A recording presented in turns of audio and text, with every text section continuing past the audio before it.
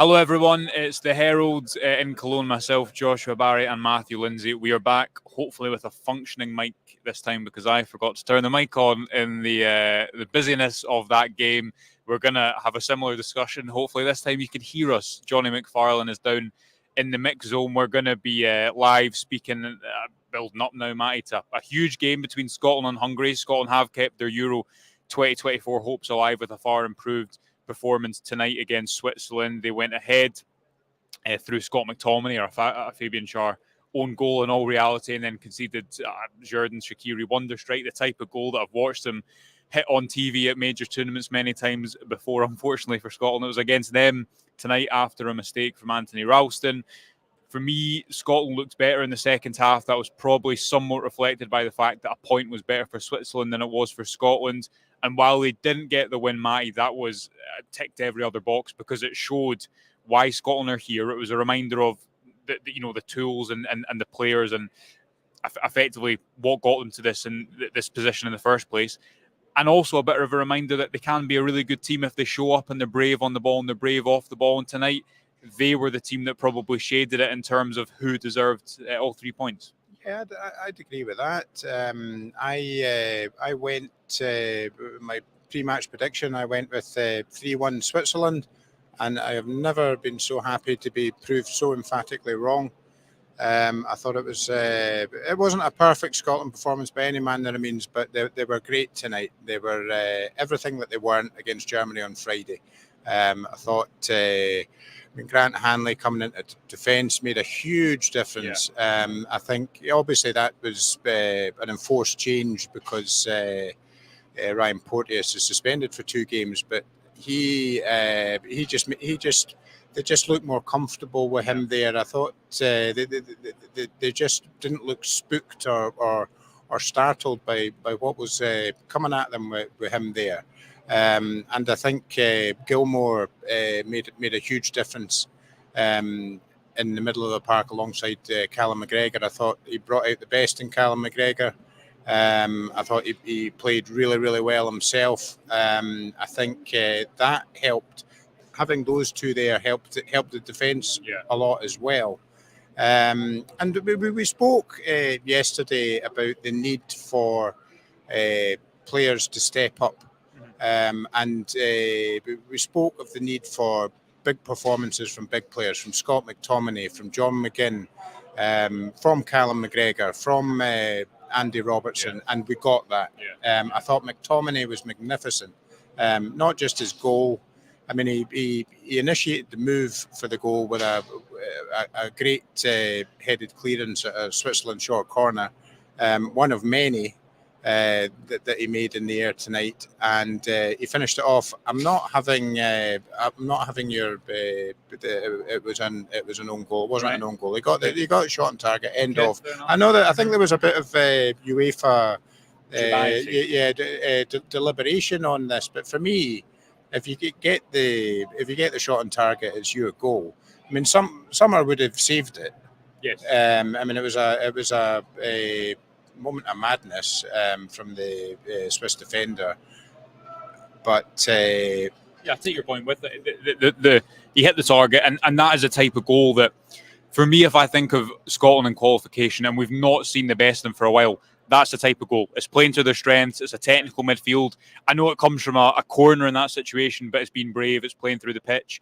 It's attacking on the left, and it's holding the ball long enough or getting the players in the positions where Robertson is on the last line, McTominay is coming into the box, because striding onto the ball, especially with his left foot, that's what we're used to seeing from him. How many times? I mean, I wrote about it in my match report. How many times have we seen Scott McTominay score that goal? I mean, it was virtually him arriving late in the edge of the box.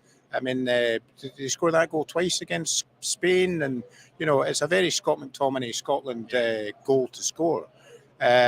So I thought McGinn was just like his old self tonight. I thought he was just an absolute menace. The Swiss players must be delighted to see the back of him, because he was literally everything that he wasn't against Germany. Another one who we have to mention is Angus Gunn. Yes, who got absolute pelters after the 5-1 defeat to Germany, and a lot of people wanted to see him dropped. And I actually asked Steve Clarke about Angus Gunn at the post-match press conference, and he said that he was pleased I'd asked the question, because he's obviously been conscious of the fact that Gunn had come in for a good bit of stick, and he agreed that I thought he made two really important saves in the first half, and other than that, I mean, he's not getting Shaqiri. No keeper's getting Shaqiri's shot. I mean, I think come the end of this tournament, that will still be a contender for goal of the tournament. Albeit it was a mistake by Anthony Ralston, an underhit pass to Grant Hanley, but I mean.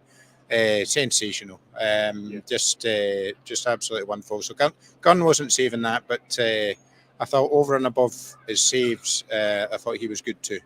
Yeah, Ralston struggled, and that back pass I thought was a bit of it showed the overall picture of how Scotland are limited in their options on the right hand side. It felt like every time he got the ball, he was going backwards. It felt like every time he got the ball, Switzerland were trying to get on top of him and regain the ball.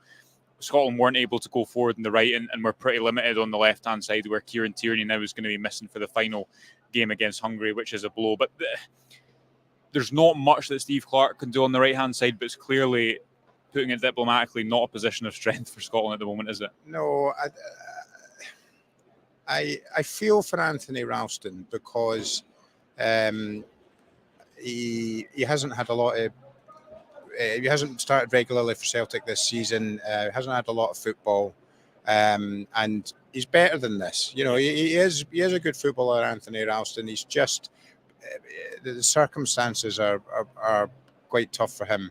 I hope that the two games that he's had will have done him the world of good. I thought he was poor tonight. I not just his pass. But I just thought that I thought Switzerland targeted him. I thought he didn't. There was several occasions where he got in good positions up the pitch, and he didn't make an impact. He didn't make it count. And I've seen I've seen him play an awful lot better for Celtic. I've seen him play an awful lot better for Scotland. He's had great games for Scotland before when he was getting a regular run under Ange Postecoglou. I mean, he was great for Scotland, and I just hope that these two games that he's got under his belt will help him get back to what we know that he's capable of. Because at the moment, right wing back is an area of concern. I thought Jack Hendry was much better tonight as well. I think you're right with Hanley. He did seem to add. We've spoken about that quite a lot over the last couple of weeks, haven't they? That I think the Scotland defence plays better when he's in the middle of it. And he was Scotland were brave and pressed man for man at points, and that left Grant Hanley with Jordan Shaqiri, moving in as the false number 9 and taking him into really high positions at points. But I thought he dealt with that generally pretty well, and he was a pretty calming influence on the back three overall. I just want to touch a little bit more on a few players who played really well. Che Adams far improved, not as isolated, a lot more active on the right-hand side, and took a lot more balls in and instead of bouncing off him as they did against Germany. John McGinn, we've mentioned, Scott McTominay. Billy Gilmour, it wasn't his best performance for Scotland overall. I mean, he was good, don't get me wrong, but it wasn't as if this was a night where you thought that is exactly what he's about. But for me, it's the fact that Scotland looks so much better on the ball when he's in the team, and he improves players around him. He can take the ball in any situation. There was one moment in the first half, and I think the Swiss player was booked. I can't remember who it was. It might have been Freuler. But Ralston was struggling to get out of a situation, so Gilmour just came all the way around him, and from taking the ball off the centre-backs, suddenly he was carrying the ball in the right wing.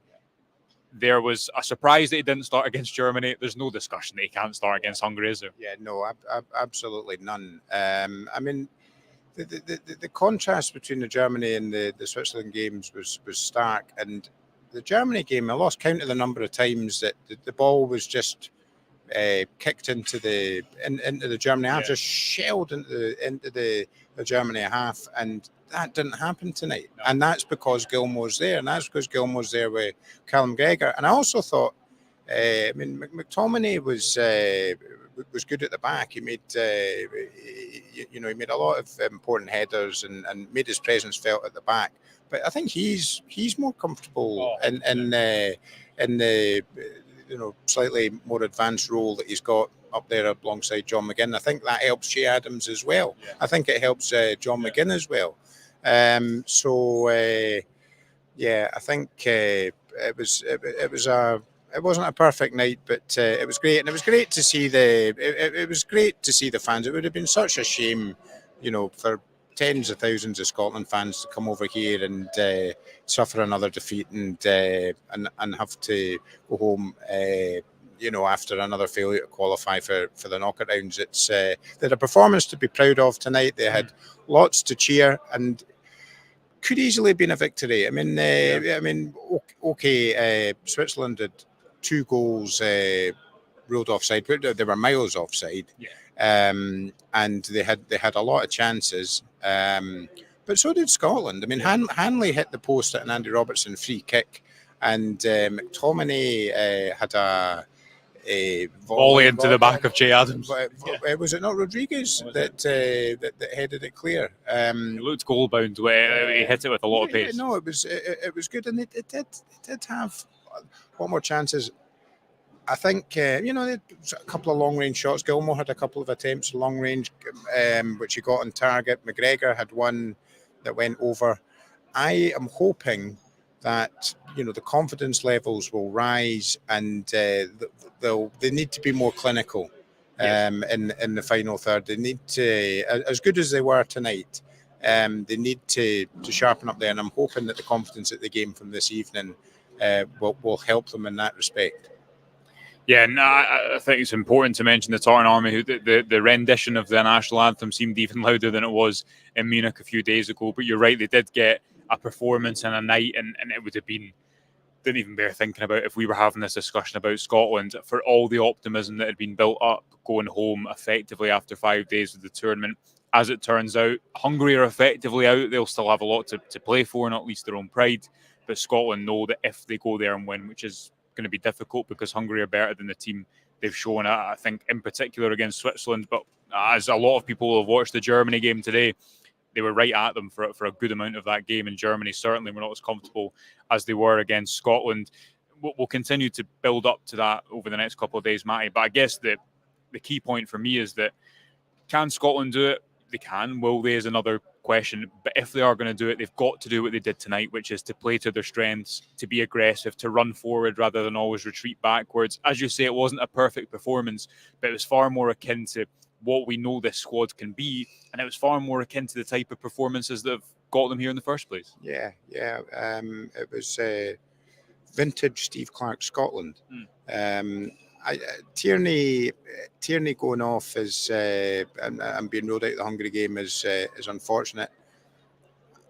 I don't think Scott McKenna is as cultured or as technical a player as Kieran Tierney, but I like him. Yeah, he's different, and I mean, his yellow card tonight was. I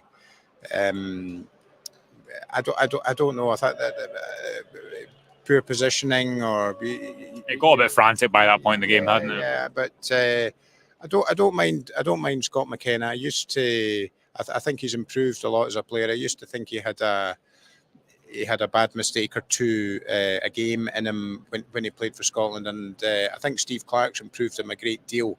And I hope Hanley doesn't have an adverse reaction to playing the 90 minutes tonight. He's not had a lot of football in recent months. That was why he didn't start the Germany game.